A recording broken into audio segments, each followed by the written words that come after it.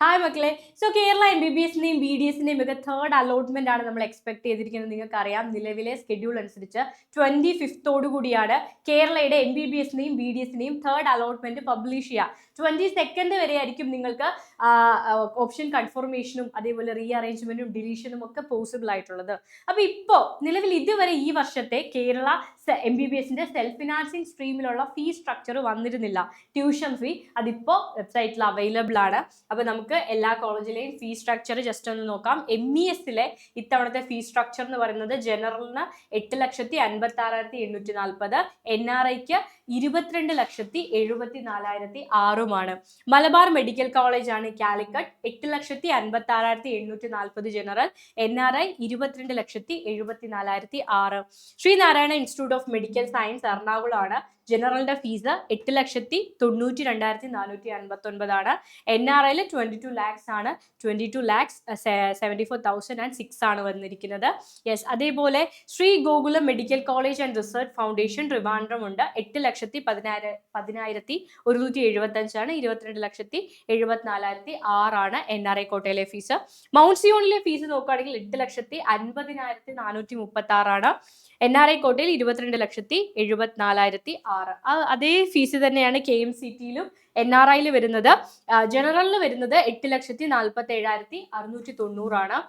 Travancore medical college കൊല്ലം നോക്കുകയാണെങ്കിൽ ജനറലിലെ fees 8,56,840. General എന്ന് പറയുമ്പോൾ അയ്യോ ജനറൽ കാറ്റഗറി അങ്ങനെയല്ല, തെറ്റിദ്ധരിക്കരുത്. 85% സീറ്റുകൾ ജനറലിലും 15% സീറ്റ് NRIയിലുമാണ്. അപ്പൊ ബാക്കി വരുന്ന എല്ലാ കാറ്റഗറിയിലും വരുന്ന ട്യൂഷൻ ഫീസിന് യാതൊരു ആനുകൂല്യം ഇല്ലാത്ത എല്ലാ കുട്ടികളും അടയ്ക്കേണ്ട ഫീസാണിത്. യെസ്, അതേപോലെ doctor Moopen's medical college Wayanad 9,31,118 ആണ് ആനുവൽ ട്യൂഷൻ ഫീ. ഒരു വർഷത്തെ ട്യൂഷൻ ഫീ ആണ്. 22,74,600 ആണ് NRI കോട്ട വഴിയുള്ള ഫീസ്. SECLA ഫീസ് 8,56,840 ആണ്. 22,74,600 ആണ് NRI കോട്ടയിലെ fees. Doctor Somervell medical college ട്രിവാൻഡ്രമാണ് 8,56,840 ആൻഡ് NRIയിലെ ഫീസ് 22,74,600. NRI കോട്ട വഴി എല്ലാ കോളേജുകളുടെയും ഫീസ് അത് തന്നെയാണ്.